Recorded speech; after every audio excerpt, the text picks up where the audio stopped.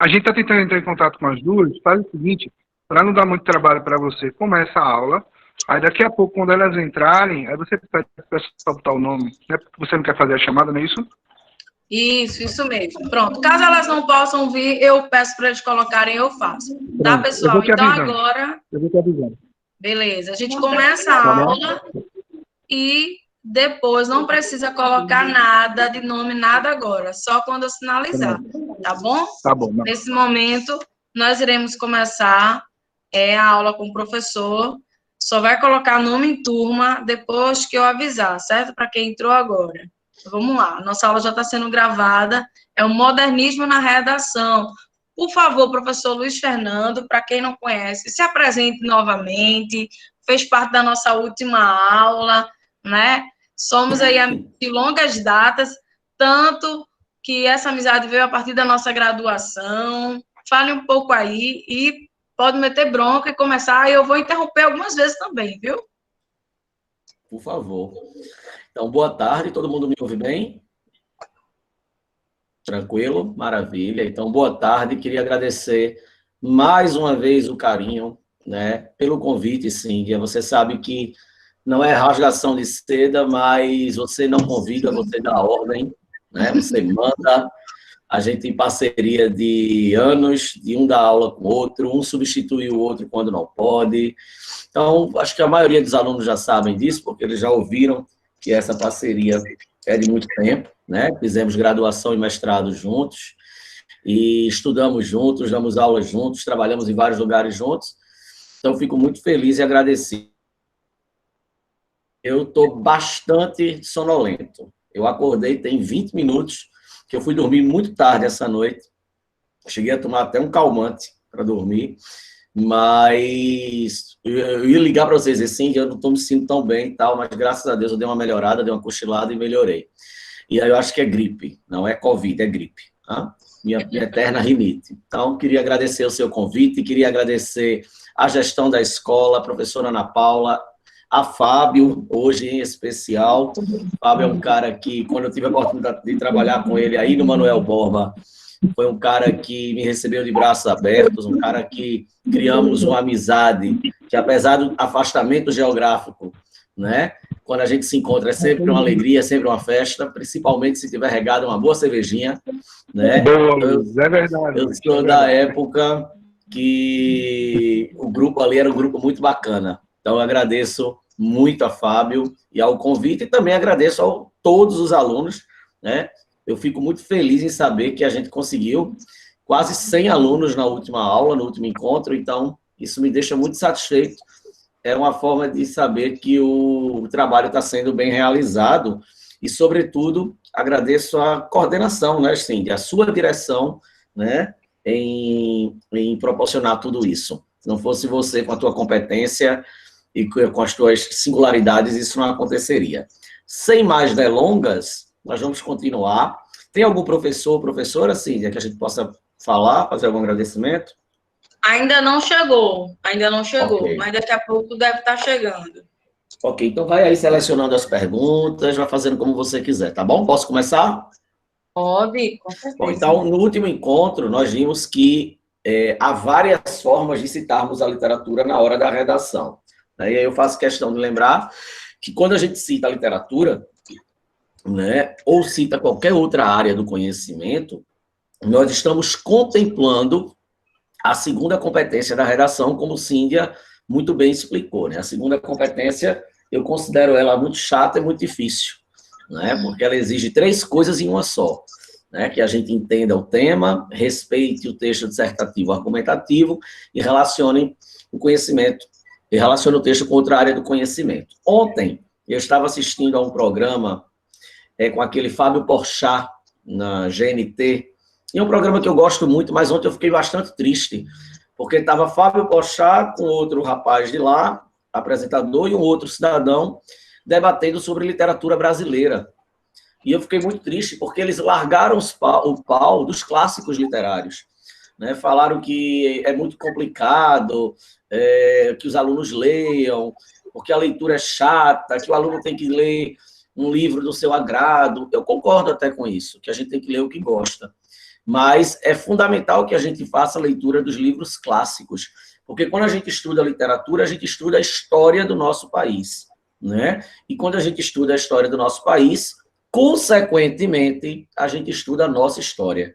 Então, eu tentei até entrar em contato pelo Instagram do programa para escrever um texto meio que descendo a lenha, sabe? Descendo o cacete, mas o programa é gravado, mas enfim, né? Então... Ô, Luiz, foi Fábio Porchat com quem? Porque para falar de literatura tem que ser especialista, né?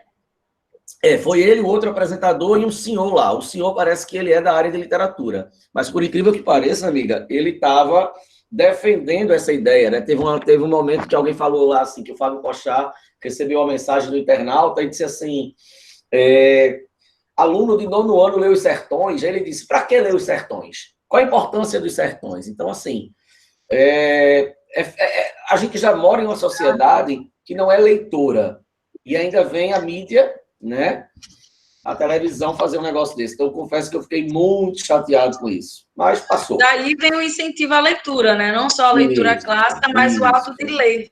Né? A nossa sociedade ela tem essa cultura mesmo de não gostar de ler, e quando se tem que ler, é imposto. Então, fica difícil mesmo, né? É o hábito da leitura, né? Não se tem o hábito da leitura. Bom, então a gente vai hoje... Rapidinho, claro. Amigo.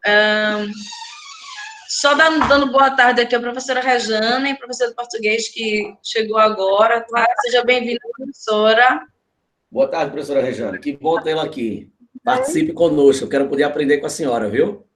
Eu que quero aprender com você. Não, é uma troca sempre, é um aprendizado sempre.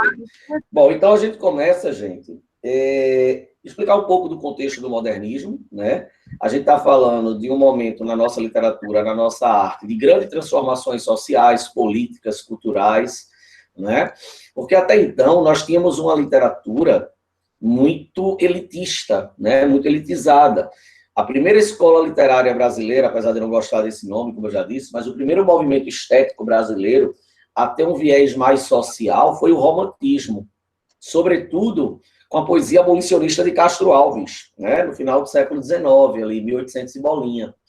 E aí, depois disso, a gente vai ter a literatura de denúncia social, através da crítica machadiana, né, essa denúncia aprofundada através de um caráter mais científico, por meio do naturalismo, das obras de Aloysio de Azevedo, né, que é o principal, mas temos Raul Pompeia, por exemplo, né,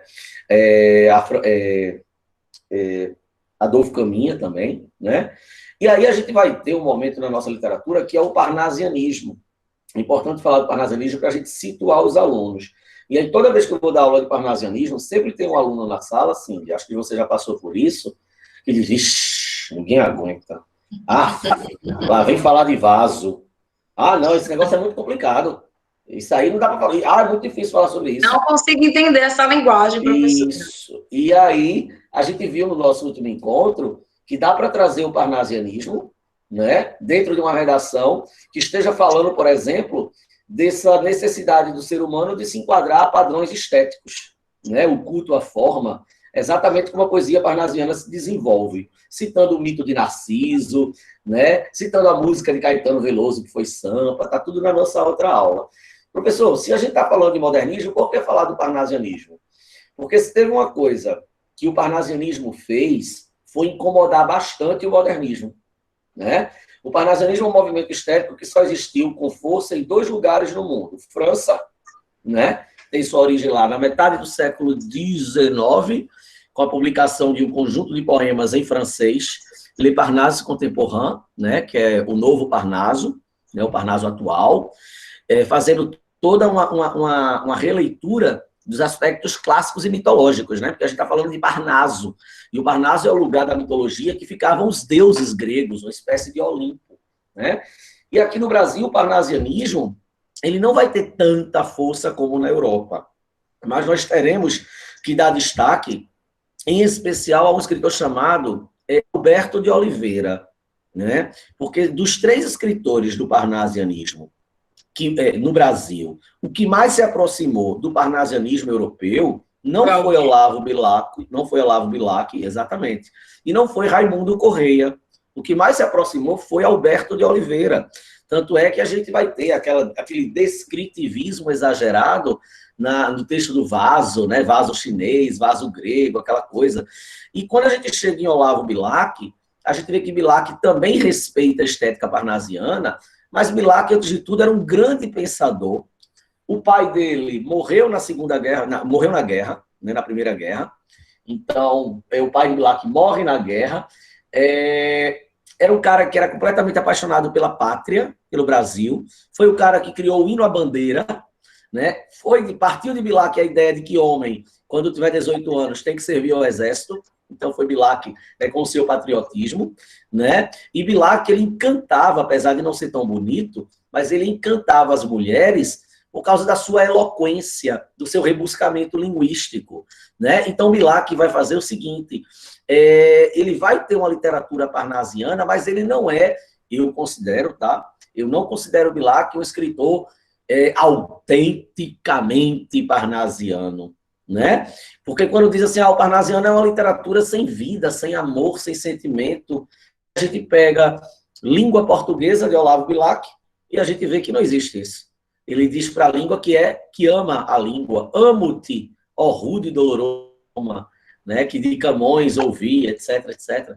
Então, quando ele diz, última flor do laço inculta e bela, és ao templo, esplendor e sepultura, ouro nativo que na ganga impura, as brutas minas entre os cascalhos vela. Amo-te, ó rude e doloroso idioma, que da minha mãe ouvi meu filho.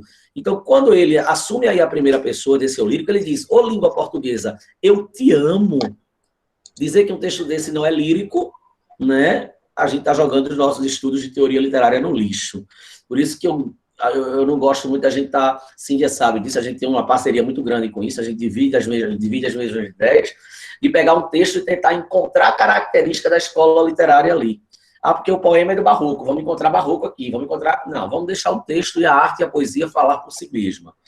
Né? E aí o parnasianismo é um movimento muito elitista, né? Era feito de rico para rico, de branco para branco, né? E aí o que é que vai acontecer? Enquanto está rolando o parnasianismo e o simbolismo no Brasil, nós vamos ter um período que a Europa vai passar, que são as vanguardas europeias. E aí o termo vanguarda é uma palavra que vem do francês, l'avant-garde, uma coisa assim, que significa aquilo que vai à frente, aquilo que abre, aquilo que rompe, né? Tanto é que na guerra... Oi? É uma expressão que quer dizer marcha para o futuro. Isso, à frente, o que está à frente, o futuro, isso. E aí a gente vai ter... Militar. Isso. E aí, tanto é que a artilharia de vanguarda no militarismo é aquela que se lasca primeiro, né? Os soldados mais fracos são os da vanguarda, eles vão na frente, morrem primeiro, e depois vem os mais fortes, né? E aí o que é que acontece? A gente vai ter um grupo de jovens pensadores europeus que, incomodados com essa arte elitista, criam um novo pensamento de arte, um novo modelo de arte, que são as vanguardas europeias, né? E isso é muito interessante. Por quê? Porque a gente vai ter as 5 principais vanguardas e elas 5 vão influenciar diretamente o modernismo no Brasil, né? Então a gente vai ter o futurismo de Marinetti, que era um pintor, um artista egípcio, mas foi muito cedo para a Itália, então foi naturalizado italiano. A gente vai ter o cubismo de Pablo Picasso, né? O espanhol Pablo Picasso, que misturava formas geométricas e fazia arte. A gente vai ter o expressionismo, que no Brasil vai ser muito bem representado pelo Cândido Portinari, né? O Cândido Portinari, o pintor carioca brasileiro, não só o Portinari, de Cavalcanti também, mas, sobretudo, as obras do Cândido Portinari sofrem influência muito grande do expressionismo, que é uma outra vanguarda europeia. Teremos o dadaísmo, que é a arte que destrói a própria arte, né? É a arte da guerra, é a arte da metalinguagem, é a arte que usa da arte para falar da própria arte, né? Tanto é que o termo dadaísmo vem da fala de um bebê, né? Dada, né? É aí que a gente vai encontrar aquela escultura, o urinol, de Marcel Duchamp, né? Marcel Duchamp, ele diz que tudo pode ser arte. Ele pega o urinol, para quem não sabe o que é urinol, é aquele lugar onde os rapazes nos banheiros fazem xixi, né? Nos banheiros femininos, eu acredito que não tem urinol, né? O urinol é apenas o lugar ali onde os rapazes fazem xixi. Não tem, né? Então, o Marcel Duchamp, ele diz, olha, qualquer coisa pode ser arte. Então, ele vai lá e pega o urinol e transforma em arte. E teremos também o surrealismo, que é uma vanguarda europeia muito influenciada pelo Freud, pela psicanálise de Freud, a arte do inconsciente. E aí a gente vai ter, no surrealismo, o Salvador Dalí, né? Que foi um leitor da obra freudiana. Então, essas 5 vanguardas europeias, repetindo, futurismo, cubismo, expressionismo, dadaísmo e o outro? Expressionismo. Futurismo, expressionismo, cubismo, expressionismo, dadaísmo, futurismo e... Surrealismo. Surrealismo, isso. Esses 5 movimentos de vanguarda, eles serão muito importantes para o surgimento do modernismo no Brasil, né? Porque os nossos artistas aqui, Oswald de Andrade, Menotti Del Picchia, né? O pessoal que criou a Semana de Arte Moderna, né? Vila Lobos na música, né? Paulo Prado, que era um riquíssimo empresário paulista, que bancou a Semana de Arte Moderna. Você tem uma ideia, Cíntia? O ingresso da Semana de Arte Moderna custava hoje uma cadeira no Teatro Municipal de São Paulo, que nós tivemos a oportunidade de ir, né? Quando fomos a primeira vez em São Paulo, a gente foi ao Teatro Municipal, fantástico. O ingresso custava o equivalente hoje, sim, a R$1.000, né? Para assistir aquela revolução artística que foi a semana, né? A semana de 22. Então, os nossos artistas, os principais, como Oswald de Andrade, né, estavam na Europa e conheceram as vanguardas e disseram, acabou-se, vamos pegar isso aqui, né, e vamos levar para o Brasil. Então, eu costumo dizer, eu não, né, quem diz isso são os livros, mas eu concordo, quando eles dizem que as vanguardas europeias representaram para a Europa, a nível de arte, no plano artístico, o que a Semana de Arte representou para o Brasil, né? Então, essa ruptura que as vanguardas trouxeram lá na Europa, de trazer uma arte mais social, né? Uma arte mais contextualizada com a realidade das pessoas, isso acontece brilhantemente no Brasil. Luiz, e aí? De que forma a gente leva isso para a hora da redação? Bom, vamos escolher alguns temas, né? Primeiro tema que a gente tinha falado Luiz, na última aula... Deixa eu fazer um suspense, antes de você dizer o primeiro tema, tá? Quero dar boa tarde, professora Prazeres e Ivana, que chegaram. Eu não quis te interromper, mas boa tarde a elas. É um prazer. Desculpe também a demora, assim, de entrar. Eu estou aqui no interior, aí estou resolvendo muitas coisas. Aí estava assim mesmo, numa corrida contra o tempo para entrar. Ok. Tudo bom. Continue aí, Fernando. Desculpa. Ok. Nada, e avisando agora aos alunos alunos que a partir desse momento você pode colocar seu nome em a turma, tá bom? Que Ivana, agora sim, ela vai anotar. Então, quem colocou antes, tem que colocar novamente, porque como ela não estava na sala, ela não vai ter a visualização de quem colocou antes, tá bom? Então, valeu, pessoal. Pode continuar, por favor. Obrigada. Bom, vamos lá. E aí, o que é que acontece? A gente vai ter, Cíntia... Tá me ouvindo? Tô. Pronto. Então, a gente vai ter... o primeiro tema que me vem à cabeça, que eu consigo citar modernismo, é o tema de preconceito linguístico, né? É um tema que o Enem nunca trouxe, mas eu acho que caberia muito bem a gente citar, sobretudo, a primeira fase do modernismo. Por quê? Se teve uma coisa que os escritores da primeira geração, chamada de geração de fase heróica, de ruptura, né, de crítica, fizeram, foi desconstruir a gramática, né? É destruir mesmo a sintaxe. Mas isso não era ideia dos modernistas. Quando a gente lê aquele livro, ai Deus, Vanguardas Europeias e Modernismo Brasileiro, de Gilberto Mendonça Teles, né? Fica até uma dica aí para as professoras, Vanguardas Europeias e Modernismo Brasileiro, de Gilberto Mendonça Teles. Teles, ele cita muitas vezes ali, amiga, que os futuristas e os dadaístas destruíram a gramática, destruíram a sintaxe, destruíram esse uso exacerbado da norma culta, porque há uma diferença gigantesca para o que a gente fala, entre o que a gente fala, para o que a gente escreve. Então, se a gente pega um texto ou melhor, se a gente pega um tema de redação que venha trazer como proposta, como debate, o preconceito linguístico, a gente vai citar, né, acho que pode citar, que essa ruptura, ela se deu, né, artisticamente falando, e por que não linguisticamente falando, com as vanguardas europeias na Europa, citando aí o futurismo e o dadaísmo, tá? E também com a semana de 22 no Brasil. É aí que eu vou entender, Cíndia, um dos motivos de tanta chacota, de tanta brincadeira, de tanta palhaçada que aconteceu dentro do Teatro Municipal de São Paulo. Porque o segundo dia, né, que foram os dias 11, 13 e 17 de fevereiro, o segundo dia da semana de 22 foi o dia mais polêmico, né? A gente vai ter o dia das vaias, o dia que jogaram coisa nos artistas, né? Ronald Carvalho estava com como é que chama no pé? Um calo no pé, né? Tava o pé bastante inchado, então ele entrou de sandália. De sandália, né? Ele não entrou de sapato. Então, assim, e tudo isso causou um verdadeiro bafafá, uma confusão, porque as pessoas estavam acostumadas a uma arte feita da elite para a elite, né? As pessoas pagavam R$1.000, o que equivale a R$1.000 hoje, no dinheiro de hoje, nos dias de hoje, para ver apresentações de teatro de mitologia grega, para ver recitais, para ver sinfônicas, né? Para ver exposições com influência greco-latina.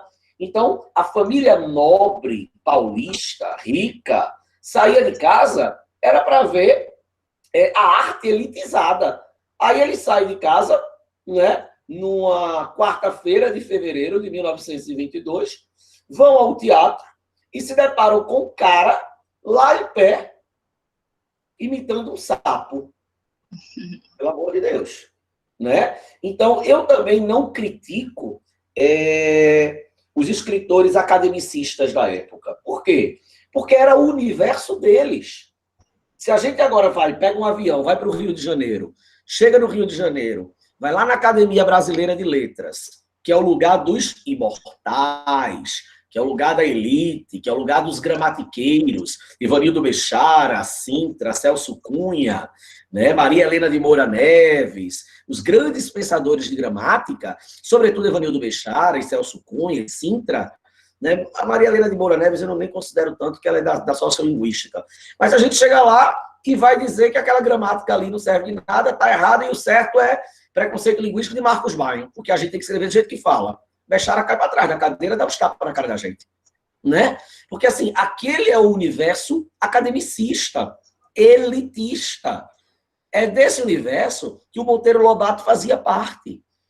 Então, eu vou entender aí, por exemplo, a crítica que o Monteiro Lobato fez à exposição de Anita Malfatti em 1917. Porque, gente, é importante a gente lembrar que antes da Semana de Arte Moderna, em 1922, aconteceram exposições de arte no Brasil, já preparando o terreno para o que seria a Semana de 22. A semana deveria, por exemplo, ter acontecido em Recife, mas Paulo Prado, né, que foi o principal patrocinador da semana, ele disse que não, que precisava ser em São Paulo, porque São Paulo tinha uma visibilidade muito maior, e eu concordo com ele.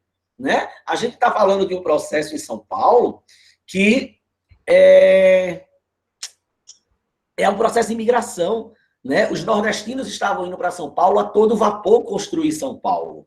Né? O sudeste do Brasil está passando por uma ascensão econômica, política, cultural, artística. Então, o olhar do povo brasileiro, o olhar do Brasil, estava para São Paulo. Então, Paulo Prado, que bancou a Semana de 22, teve outros patrocinadores, tá? Mas Paulo Prado foi o principal, que era o que tinha mais dinheiro. Então, Paulo Prado, que bancou a Semana de 22, a Semana de Arte Moderna em 22, ele acertou. Né? Então, quando a gente pega, por exemplo, o poema de Oswald de Andrade, não é pronominais. Aula de português. Erro de português. Erro de português. É porque, minha amiga, eu não estou com livro nenhum, hoje eu estou meio desligado, isso eu já estou meio aéreo, tu percebeu? Mas vai dar certo, vai dar certo. Olha, quando a gente pega erro de português, não é erro de português que eu quero, amiga.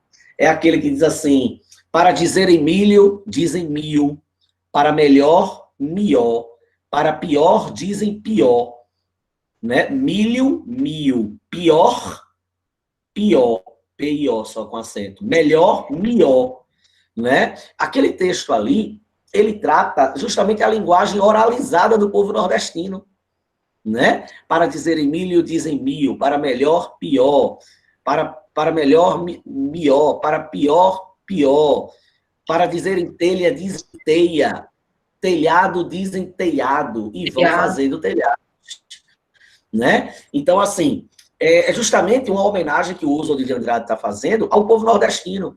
Porque quem é que fala mió? Quem é que fala pior? Teia, telhado? Quem fala assim é o povo nordestino, né? Para dizerem milho, dizem mil. Por que ele cita o milho no poema? Porque o milho é uma comida tipicamente nordestina, né? E por que ele está fazendo essa homenagem? Isso, vício da fala. Obrigado, Ana Beatriz. Perfeito. Então, me lembrei. Me lembrei, não, você me lembrou, obrigado. Então, assim, o Oswald aí, ele está homenageando o povo nordestino. Povo esse que construiu São Paulo, né? Então, assim, eu posso trazer, né, o modernismo, as vanguardas europeias, a citação de Oswald de Andrade, né, para dizer que a literatura, né, por meio da arte, por meio da crítica, da denúncia social, é um movimento, sobretudo o modernismo da primeira geração, a fase heróica, né? É um momento, a fase de ruptura, é um momento que defende as variedades linguísticas, que defende o uso oralizado da língua, a língua em sua essência. A língua, os linguistas mais antigos vão dizer, e eles estão certos, somente da década de 70, vão dizer que a língua é um organismo vivo, está em constante mudança. Nasce uma, morre outra, nasce morre outra, nasce outra, e aí vai, né? Então, assim, isso é uma verdade. A dinamicidade da língua, né? Como é? É a dinamicidade da língua, né? E isso, toda língua tem isso, em especial a nossa língua, e ela não é muito valorizada por essas variações. Por isso, o tema com preconceito linguístico, né? Que a primeira geração, com influência da vanguarda, como você disse, o futurismo e o dadaísmo, vai romper com essa língua que é dita como única. Somente a língua padrão formal, né, a norma culta, ela tem que ser única. Não, a gente precisa respeitar todas as variedades, né, todas as variantes da língua em sua respectiva região, estado, cidade, interior, e, infelizmente, apesar da gente estar já no século XXI, né, com tanta informação, ainda existe sim um preconceito linguístico, é um problema que interfere socialmente, né, é atual e ocorre no nosso país. Então, tem aí categorias amiga, que o Enem pode abordar, com certeza. Deixa eu só ver se eu tenho um livro aqui para mostrar para o pessoal, que fala muito sobre isso. Pode ser, rapidinho? Vá ver. Eu esqueci de pegar, rapidinho, peraí. Vai lá. Enquanto isso, gente, como o professor estava dizendo, né? A primeira geração, a geração de 22, que ocorreu a partir da Semana de Arte Moderna, ela teve essa influência, sim, vanguardista, e é muito importante a gente saber se situar, seja de forma literária, seja de forma histórica, né, para tratar de algum tema. E aí, por que isso foi tão estranho, isso causou tantos rumores para quem assistiu a Semana de Arte Moderna? Como o professor colocou, quem tinha condições de ter acesso ao teatro era só a elite brasileira. Como ele bem disse, é equivalente a R$1.000. Naquela época, o ingresso era equivalente a R$1.000, né? Então, quem pôde pagar por isso? A elite. Então, a elite que foi construída dentro, né, de uma categoria, dentro de uma classe social, que a língua privilegiada é a língua formal, padrão, inclusive, infelizmente, até hoje é assim, né? Então, eles se deparam com a ruptura do clássico, se deparam com a valorização do coloquialismo, se deparam com a valorização das variantes, como o professor colocou, né, em vício da fala, né, mió, teado. Então, tudo para eles, aquilo era estranho, era diferente. Houve o que ali naquele momento? Uma tentativa de desconstrução literária, desconstrução cultural, sobretudo, desconstrução linguística, e isso levou tempo. Mas, à primeira vista, essa semana, não é, como eu já falei em outras aulas, né, o pessoal do terceiro ano já estudou vanguardas europeias comigo, e modernistas sabem muito bem sobre isso, que eles foram vaiados. Por que eles foram vaiados? Não é necessariamente porque o modernismo não prestava, gente, é porque na visão da elite, né, os poetas elitizados, isso era algo novo e desconstruía tudo que eles tinham construído sobre a poesia, a literatura, a palavra, a arte. Então, realmente, causou aí reboliços. Achou, professor? Pronto, amiga, voltei. Pronto, desculpa, gente, é porque eu não achei que fosse precisar. O livro que eu gosto, tem vários, assim, o livro que eu gosto muito, sim, é esse aqui, que é de Caetano Veloso, o cantor Caetano Veloso, é Antropofagia. Não sei se você conhece esse livro. E ele faz um passeio. Ele faz um passeio pelo que foi o modernismo. Esse livro é bem fininho, ó. Tem 70 páginas, somente. E é um livro que eu uso muito e gosto muito. E tem um capítulo só, olha, sobre vanguardas, que é esse aqui. Capítulo sobre vanguardas. E ele fala da importância das vanguardas, né? Ó, fala do concretismo, a poesia concreta, né? Fala da Semana de Arte Moderna de uma maneira bem rica, bem detalhada. E no final fala da antropofagia. Né? Então, esse livro é fantástico, até para as professoras aí, a critério de conhecimento, de curiosidade mesmo. Acho que elas devam conhecer. Mas é um livro fantástico e traz exatamente essa discussão, Cíndia, e ele cita aqui também essa discussão, de que o modernismo ele reinventou os aspectos linguísticos do português brasileiro. Se nós podemos dizer que temos um português brasileiro, agradeçamos ao modernismo, sobretudo a Semana de 22, porque foi necessária uma Semana de Arte Moderna, né, com um poeta sendo vaiado ali no palco, né, sendo ridicularizado, para que, a trancos e barrancos, o modernismo conseguisse efetivar, né, essa língua viva, essa língua da pátria. Tu entende?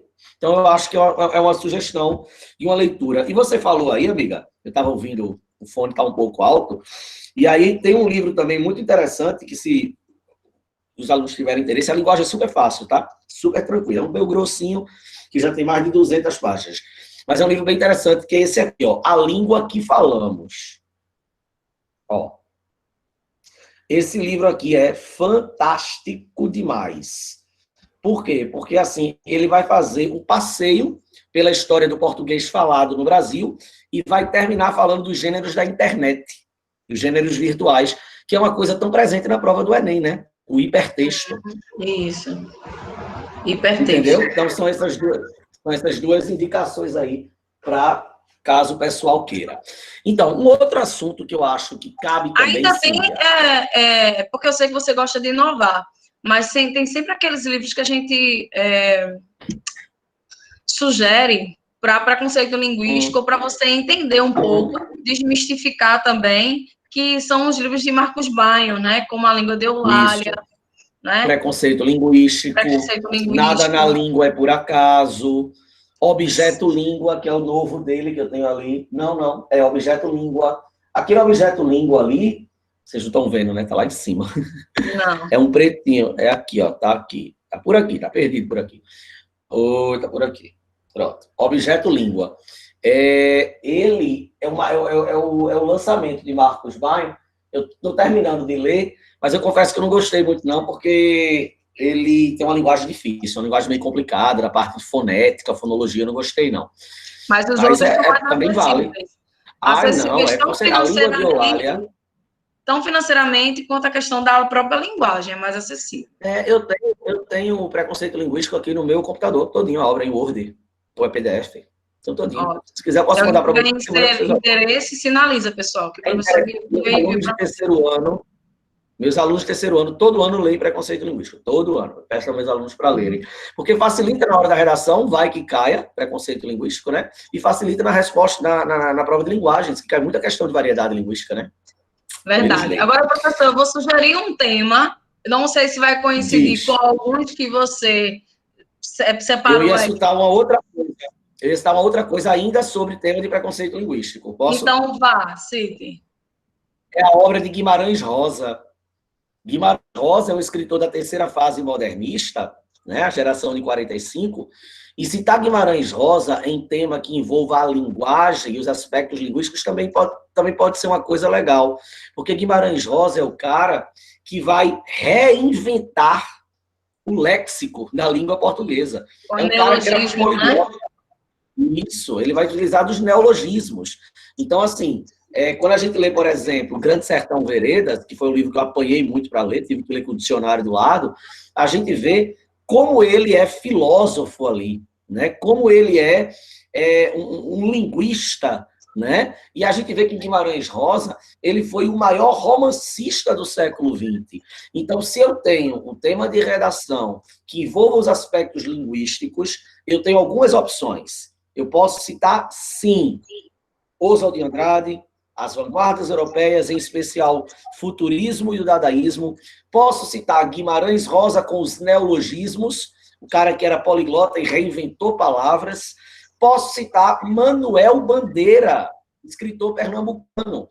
No poema Evocação do Recife, Manuel Bandeira diz: eu aprendi o português com a língua errada do povo, língua do povo, né? Ou seja, aquela língua falada no dia a dia, né? Então, eu posso citar também o poema Evocação, esse trecho do poema Evocação do Recife, de Manuel Bandeira. Bandeira já trazia uma denúncia social ali de combate ao preconceito linguístico. Ok. Posso falar, então? Deve, falei demais. Aí eu não sei se separou esse tema, mas aí fica mais um tema, né? Quando eu penso também na primeira fase do modernismo, a gente até falou sobre isso na última aula, aquela linha do tempo, a visão que se tem sobre o índio no quinhentismo, quem não pegou, assiste a última aula para ver, a visão que tem sobre o índio no romantismo e também no modernismo. Só que, além de tudo que a gente já comentou sobre essa visão do índio, né, para o século XX, no modernismo, a gente tem uma obra que a gente pode citar, que é o Abaporu, de Tarsila do Amaral. O que é que o senhor acha sobre isso? Uma vez que o termo, né, ela se apropriou desse termo a partir do dicionário que ela procurou, né, no Tupi, que foi um presente que ela deu para o esposo, e ele achou tão excepcional, aquela coisa maravilhosa, aquele pé grande, porque ele disse que era uma coisa inusitada. Então, ela tomou aquilo para si, vou procurar no dicionário Tupi, e viu lá Abaporu, né, que é o homem que come, né, o homem que sustenta da própria terra, da própria natureza, e dali mesmo ele vive. O homem que come a carne do próprio homem, né? Exatamente, que vai dar início à antropofagia. Então, esse homem aí, apesar da gente falar homem de maneira geral, esse homem aí, ele é representado inicialmente pelo índio brasileiro. Mas eu gostaria que o senhor comentasse sobre isso também. E eu gostaria que a senhora me parasse de chamar de senhor, porque você é formal desse jeito comigo, que frescura é essa? Você fez a frescura, tu veio aqui para casa, deita no sofá, faz churrasco comigo, agora vai com essa eu nunca faço isso na casa dos outros. É o quê? Deita no meu sofá, minha gente. Vocês sabem de nada, já dormiu aqui. Toma banho aqui, esse banheiro social. Olha, deixa eu mostrar, aquele banheiro ali, ó. Aquele banheiro ali é dela, ó. Olha, tá vendo ali o banheiro? É dela. Para de me chamar de senhor, viu, senhora? Eu não tenho nem metade da sua idade. Viu? Ai, teu sonho. Então, só um comentário, gente. Cíndy é mais velha do que eu, tá, gente? Amiga, você tem quantos anos? Meses. Sim, mas é mais velha, não importa. Acho que tem quantos anos? 32, lembra não, querido? Deveria lembrar. Não, amor, 32. Eu não estou falando de 32 anos de sala de aula, não. Estou falando de idade. Queria eu, olha, 32 anos de sala de aula, pessoas com 25, gente. 25, eu dava 24, mas tudo bem. Olha, vamos lá, brincadeiras à parte, vejam só. Eu acho perfeito o teu comentário, né? Por quê? Apesar de eu não me lembrar muito bem dele, mas é sobre o Abapuru, né? Lógico que eu lembro. A relação com o índio, né, brasileiro. A relação com o índio, O índio, eu comecei a ler um livro, ele está aqui, ó, deixa eu apontar para vocês. Aqui, esse vermelhinho aqui. É sobre a história do Rio de Janeiro. É um livro bem interessante, foi uma aluna que me deu de presente ano passado, eu não tive tempo de ler, e aí comecei a ler na semana passada. É a história do Rio de Janeiro, e ele fala muito sobre isso, né? Os índios que devoravam as carnes humanas, que faziam navegantes de refém, que achavam que comendo o índio de uma tribo inimiga, a força daquele índio passaria para ele, né? E é isso que a gente chama de antropofagia. A antropofagia é isso, é comer a carne humana, devorar a carne humana. E detalhe, nós ainda temos hoje em dia índios antropofágicos, não só no Brasil, como em alguns lugares do mundo, né? Então, esse livro também é bem legal. No final eu mostro a foto para vocês, é sobre a história do Rio de Janeiro, cita, né, a formação do Rio de Janeiro, Estácio de Sá, a chegada na Baía de Guanabara, a expulsão dos franceses, toda aquela história. Mas fala sobre essa época, tem um capítulo dedicado aos índios antropofágicos. E aí, de maneira genial, Oswald de Andrade, ele diz assim, bom,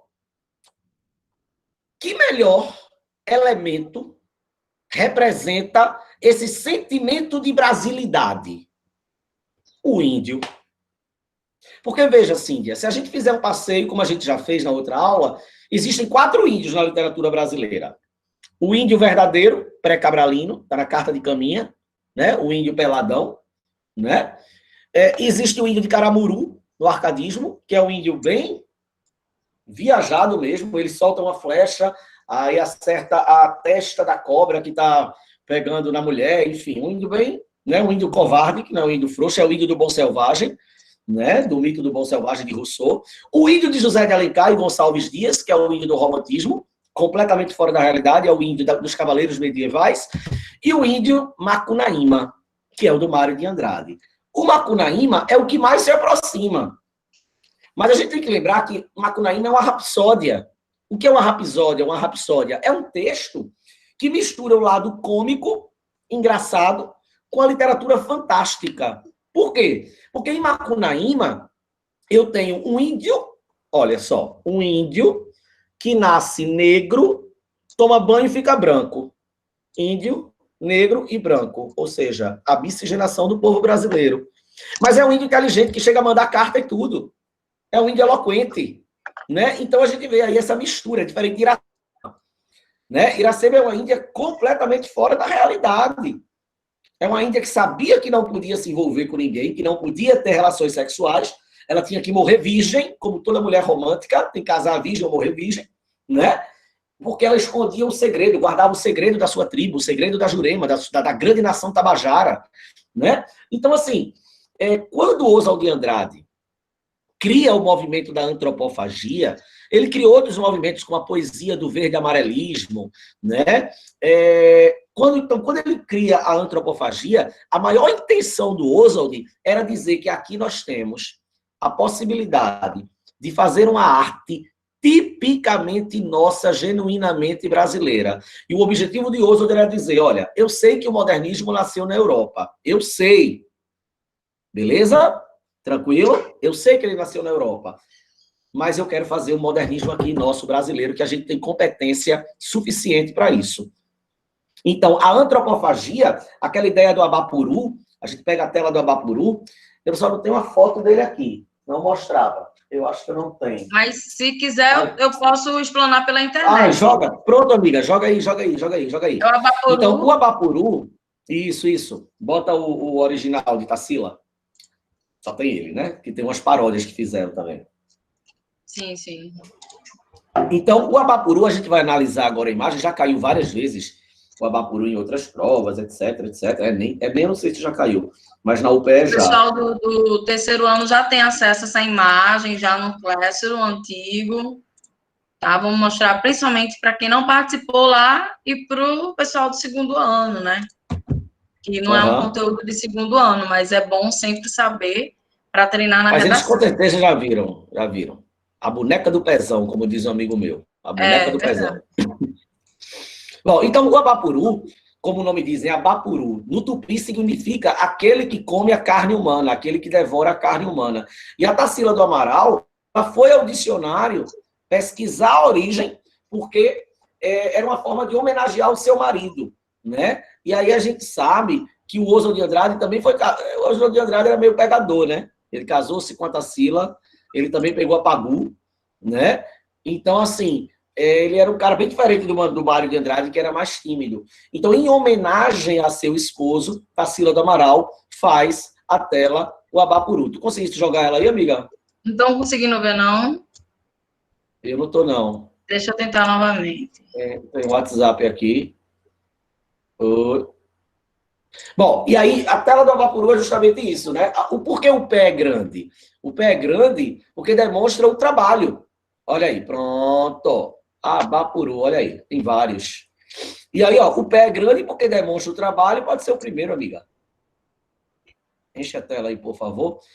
Porque demonstra o trabalho, a força de trabalho, né? A mão também é grande porque mostra a força do trabalho, né? E a cabeça é pequena. Por quê? Porque a cabeça é pequena, porque ela está associada à ausência de conhecimento intelectual, à ausência do intelecto. Ou seja, isso é uma realidade. Pessoas que não têm oportunidade de estudo, né, de trabalho, de estudo, de trabalho na vida acadêmica, né? Pessoas que não têm tanta oportunidade de estudar, elas vão fazer o quê para sobreviver? Trabalhar. São trabalhos informais, tidos como subempregos, infelizmente. Né? Então, o pé é grande, porque remete à ideia de um trabalho cansativo. O braço e a mão é grande porque remete à ideia de um trabalho duro, cansativo, um trabalho braçal. Ao fundo eu tenho o sol, tenho o mandacaru. Né? Muita gente pensa que é um cacto, não é, é um mandacaru. É uma relação típica com o sertão nordestino. Vale lembrar que o modernismo, a gente vai chegar nisso já já, homenageia o sertão. O modernismo é a escola literária que vai falar de maneira nua e crua sobre o sertão, o sertanejo, a seca e sobre suas consequências. Né? E um outro detalhe importantíssimo, eu tenho na tela as cores da bandeira do Brasil, ou seja, um sentimento de nativismo, de nacionalismo, não mais aquele nacionalismo ufanista, viajado, que colocaram a sabiá em cima de uma palmeira. Agora eu tenho aí um nacionalismo realista que mostra a força do trabalhador, dizendo, olha, obrigado pela influência da Europa, muito obrigado, foi legal, mas, ó, não, vi? Já deu. Agora nós temos uma arte e uma literatura só nossa. Por mais que o Oswald de Andrade, Cíndia, tenha feito isso, eu prefiro seguir o que alguns estudiosos da literatura dizem. E eles dizem o seguinte, por mais que o modernismo tenha tentado e conseguido, em muitos aspectos, trazer esse sentimento de Brasil, de brasilidade ativa, a gente não pode deixar de negar, a gente não pode deixar de lembrar que o modernismo, ele nasce na Europa. E essas ideias revolucionárias, elas surgem graças às vanguardas europeias. Né? Então, um tema de redação que cobre isso, né? A gente cita, assim, o Abapuru e cita que, acima de tudo, o modernismo vê a pátria através de um olhar crítico. Ok? Vamos para outro tema? Podemos? Sim. Ainda sobre modernismo, eu queria falar de outro tema, mostrando isso aqui para vocês. O meu tá velhinho, tá? Eita, era o meu outro tema que eu ia falar, olha, sugerir para você. E aí, ó, citei esse aqui, dá licença, tá? Vou ter que pegar que eu esqueci. Quem não conseguiu enxergar pela capa, o livro que o professor colocou foi Vidas Secas, de Graciliano Ramos. Foi uma obra escrita na segunda fase do modernismo, geração de 30. Quem não leu, sugiro a leitura. É um livro de fácil acesso à linguagem, entendimento, e vai tratar aí sobre a seca mesmo, e a migração de uma família em busca de uma vida melhor. E Morte e Vida Severina, que também vai tratar da seca e da migração para, no caso de Morte e Vida Severina, né? Severino vai para a cidade, capital Recife, em busca de uma vida melhor. E ele se depara com uma realidade muito parecida, no sentido da morte, né? Ele busca esperança, ele busca a vida, mas na capital ele também vai se deparar com a morte. Então, a gente tem duas temáticas. A principal seria a seca, né? A falta de água, comida, de esperança, de uma vida melhor, e também até a migração, né? Fala, amigo. Perfeito. Perfeito, amiga. O modernismo de 1930 é o primeiro momento na nossa literatura que, de fato, nós vamos ter uma literatura que vai olhar para o sertão. Ah, estamos esquecendo de Os Sertões de Euclides da Cunha. Não, não estou esquecendo. Só que Euclides da Cunha era jornalista. O que Euclides da Cunha faz no livro Os Sertões é um livro, é uma obra sociológica que tende muito mais para o jornalismo do que para a denúncia social. Sim. Beleza? Quando Euclides da Cunha volta do sertão da Bahia, da Guerra de Canudos, ele começa a relatar o massacre que ele viu, né, em relação ao exército. Né? O exército acabou com a cidade, né? Com o líder Antônio Conselheiro, que era visto como um São Sebastião que ia salvar todo mundo, do sebastianismo português, etc, etc. Né? Mas é a partir daqui, ó, não dessa obra, é a partir da década de 30 que nós vamos ter livros e autores nordestinos. Nordestinos para falar do Nordeste. Então, temos barroco, arcadismo, romantismo, realismo, naturalismo, parnasianismo, simbolismo, Semana de Arte Moderna, a primeira fase do modernismo, na segunda fase do modernismo, na prosa, no romance de 30, vai ter alguém que vai dizer, ei, tem uma região do país esquecida aqui, ó, o povo está morrendo ali, ó, olha para ali, ó, que é o Nordeste. Porque até então, ninguém tinha feito uma anatomia do Nordeste, do nordestino, da seca e de suas consequências. Ninguém. E aí a gente começa com 15 de Raquel de Queiroz, né, que vai falar sobre a grande seca de 1915. Os estudos mostram que teve uma seca no ano de 2017, 16 ou 17, que foi uma seca que barrou a seca de 1915. Então, Raquel de Queiroz é a escritora cearense, né, e vai publicar o primeiro livro, né? Estou com o livro. Então, eu perdi a pergunta ali, Cíntia, da pessoa. Depois que eu vi para mim, amiga. Então, a Raquel de Queiroz é a primeira pessoa a escrever uma literatura que fale sobre um problema tão sério como a seca, né? Então, se um tema vier sobre seca, né, sobre essa questão das consequências da seca, da fome, do povo nordestino, da melhora desse povo, sobre a questão do êxodo rural, né, um tema que eu possa citar isso, não tem problema nenhum de trazer a Raquel de Queiroz. Lembrando que Raquel, gente, ela é a primeira mulher escritora na literatura brasileira, tá, a ganhar uma cadeira cativa na Academia Brasileira de Letras. Então, a primeira voz feminina da literatura brasileira é Raquel de Queiroz, depois Cecília Meirelles e depois Clarice Lispector, tá bom? Uma outra obra que eu acho bem interessante é essa, Vidas Secas, né? Vidas Secas, do Graciliano Ramos, escritor alagoano.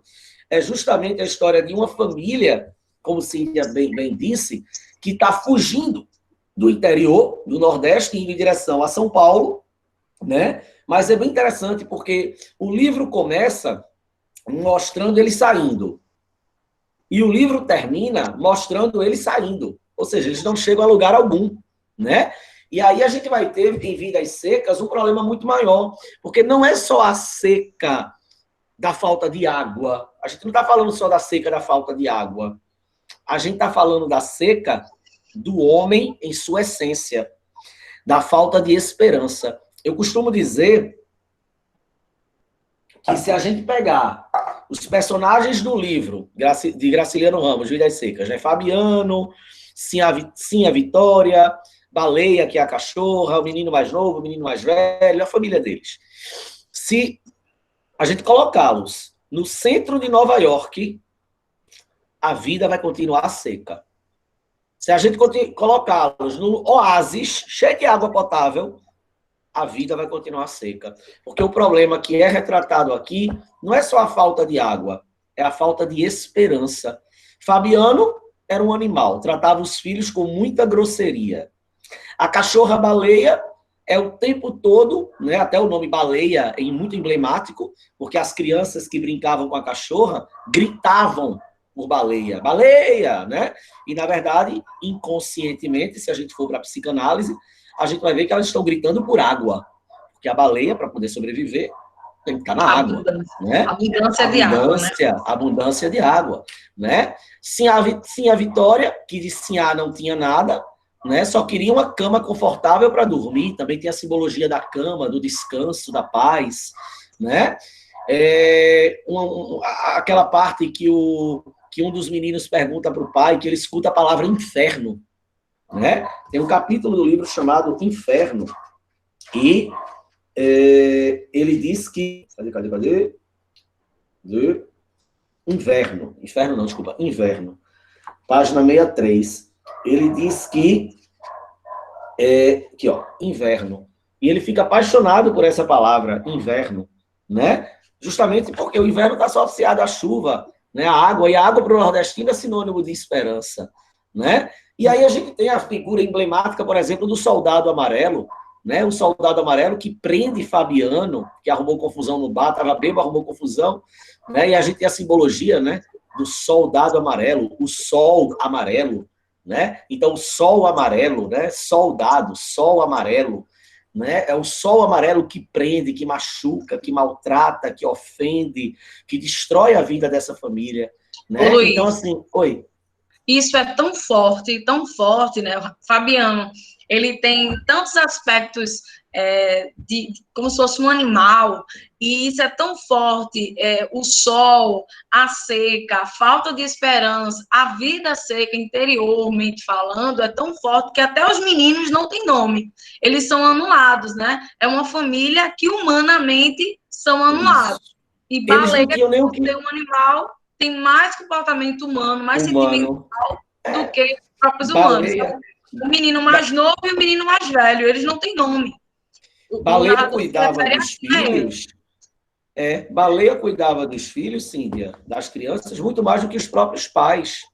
Tanto é que na hora que Baleia morre, atenção, gente, Baleia vai morrer, tá? Fabiano pega uma espingarda e dá um tiro nela, tá? Porque ela estava doente. Então, é o capítulo A Morte de Baleia, né? Ou melhor, o capítulo é Baleia. Spoiler, Ana Beatriz, isso mesmo. Então, é um capítulo que a gente chora toda vez que lê, né? Porque, assim, a baleia cuidava de todo mundo. Baleia pegava os preais, ela estava com fome, mas ela dava para a família comer, ficava esperando os ossos, né? Então, assim, a desesperança, assim, isso é muito forte. O menino mais novo e o menino mais velho não tem nome. Menino mais novo veio depois. Menino mais velho, que nasceu primeiro. Eles não tinham o que comer, sim. Então, o nome é o que menos importa.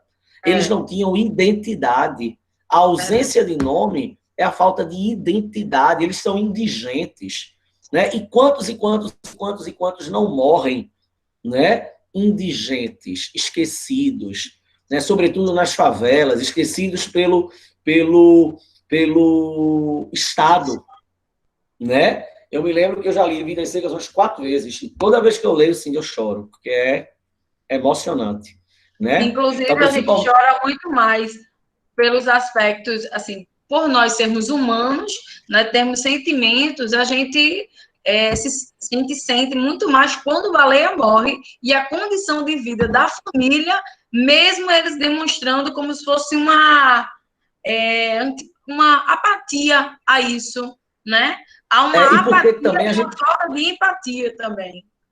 Amiga, sabe por quê? Porque eu estava vendo uma reportagem recentemente sobre isso, e tem a ver com o coronavírus, com a Covid.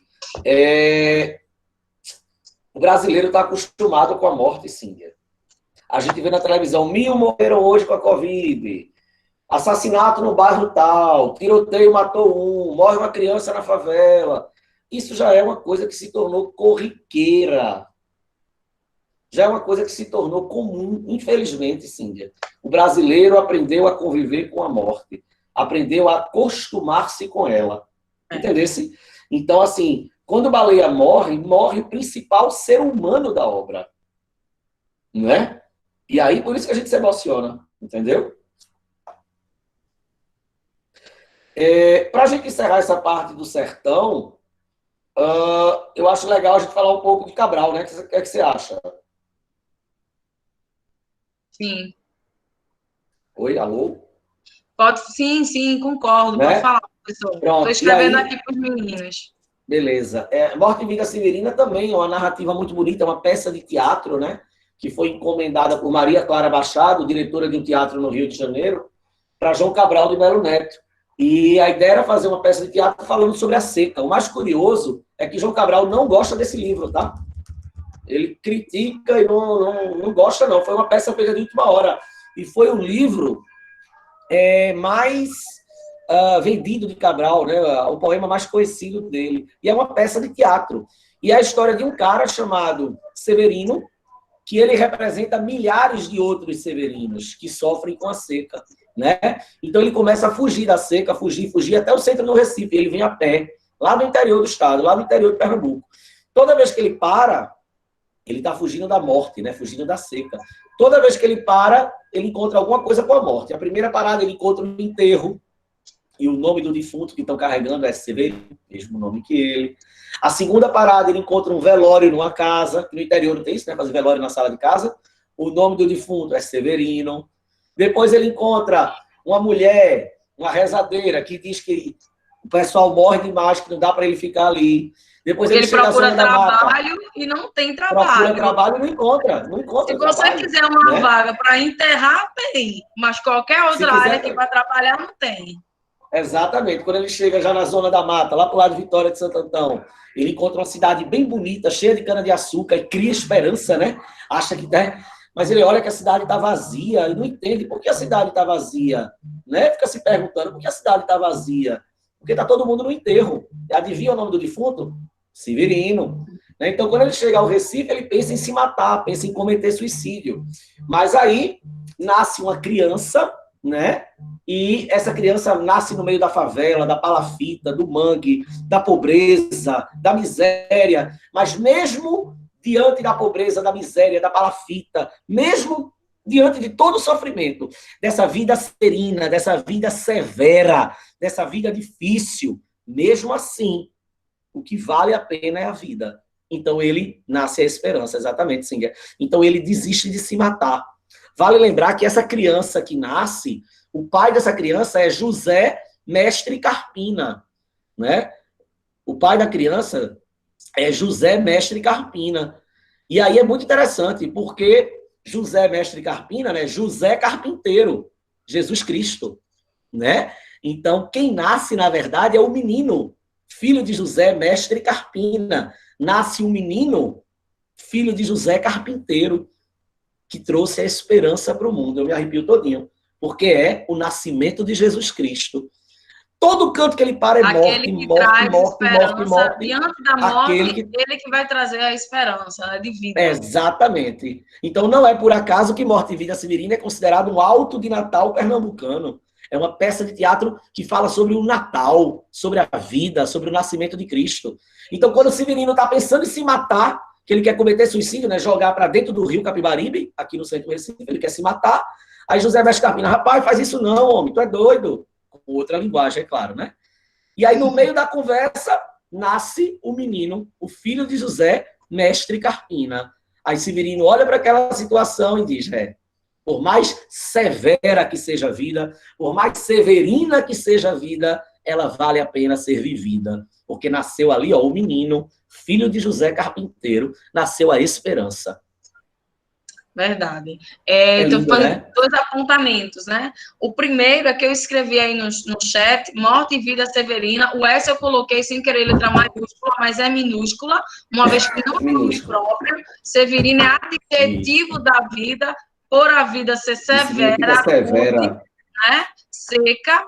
E um outro apontamento aqui no YouTube, né? Eu sei que são muitas obras, o pessoal falou aqui no chat, ai meu Deus, são muitas obras, e são obras essenciais, que a gente não deve sair dessa para outro plano, né?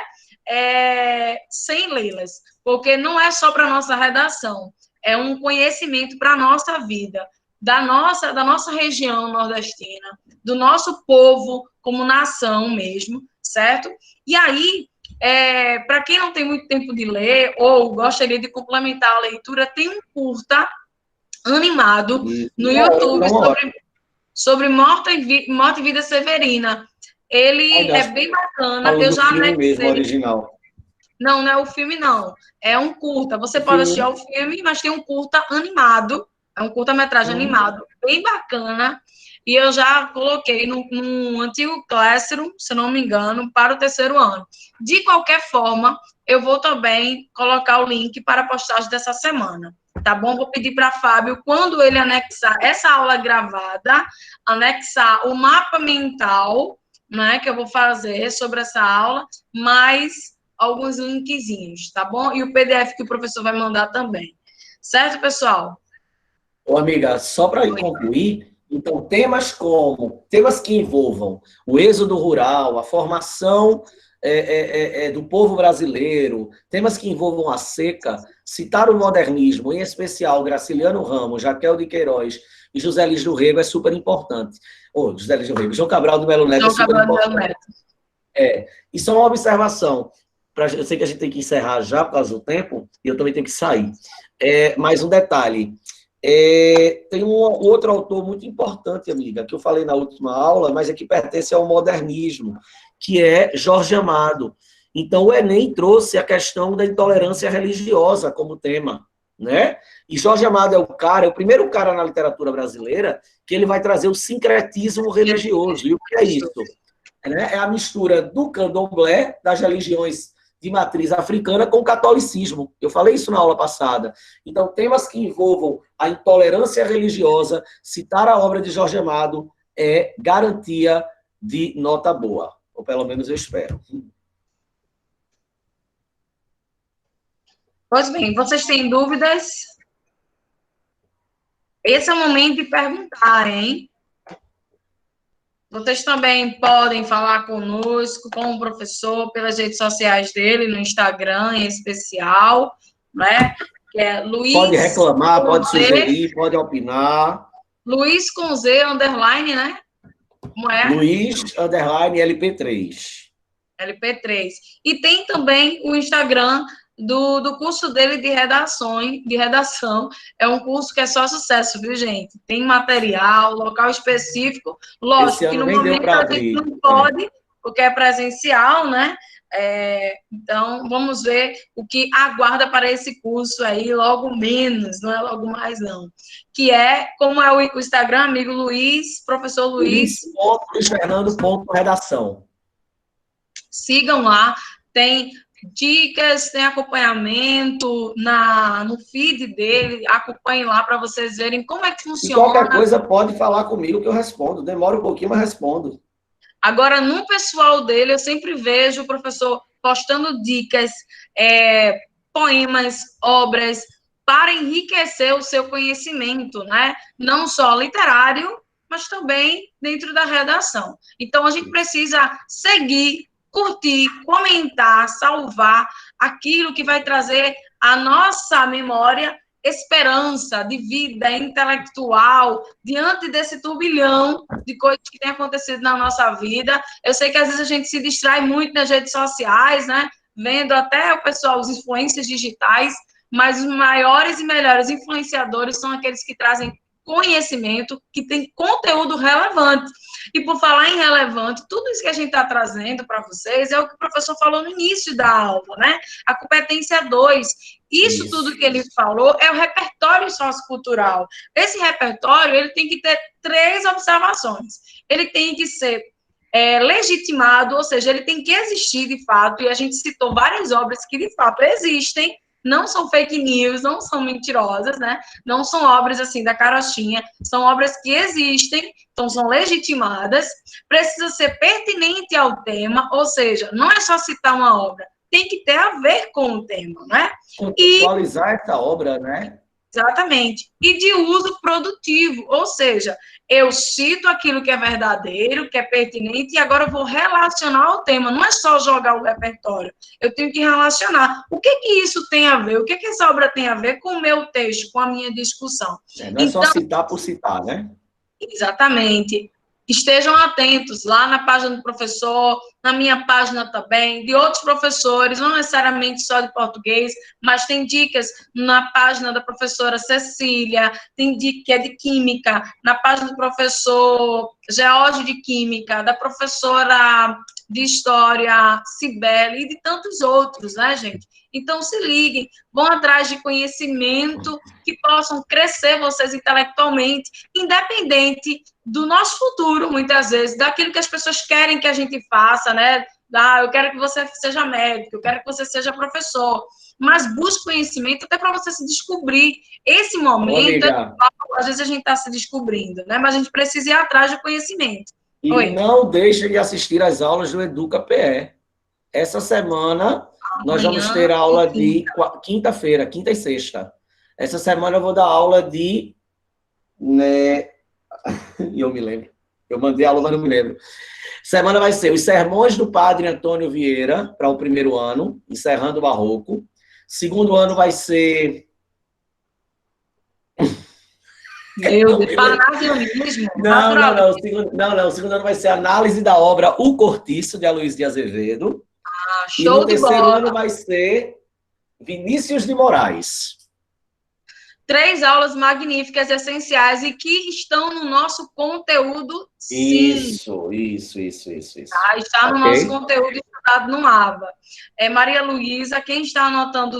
Maria Luísa, Xará, um beijo para você. Obrigado pelo carinho, viu, Luísa? E a Luísa com Z, igual o meu. Gente, beijo para vocês. Da minha mãe também, a Luísa com Z. Presentes, agradeço a Ivane e principalmente ao professor Luiz, né, que se dispôs a esse momento, todo meu. Esse cantinho da casa dele, para nos enriquecer mais, né, que é sempre bom a gente fazer coisas diferentes. Mas é uma aula. Não é qualquer aula. São conteúdos que a gente não sabia e a gente precisa aprender. Isso é necessidade de vida e é esperança de vida também, para dias melhores. Obrigado, Cíntia, pelo convite. Obrigado à gestão da escola, mais uma vez, na pessoa de Fábio e de Ana Paula, professora Rejane e Lidiane, muito obrigado mesmo por estarem aqui. Estiveram na outra, estão hoje novamente. E a coordenadora, né, a professora Ivana. Mais uma vez, Ivana, muito obrigado. Eu fico muito feliz. Professor, meio um pouco adoentado. Professor, parabéns pelo passeio na aula de literatura. Fiz uma viagem pelo Brasil. Que coisa boa, que coisa boa, coisa boa.